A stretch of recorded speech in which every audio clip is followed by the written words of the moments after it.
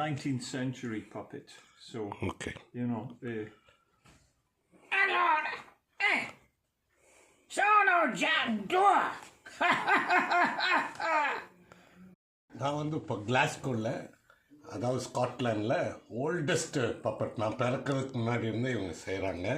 இது வந்து oldest uncle வந்து சொல்லுவாங்க இதை பற்றி. Please tell about the history of this puppet. well, it was made in 1860 or thereabouts from Turin in Italy by a family of 8 generations of puppeteers called the Lupi Family Marionette Theatre.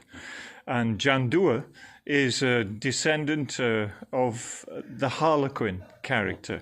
Basically, he's a bit of a trickster, a bon viveur, and he, in other words, he likes the good life. He likes to drink, to tell stories.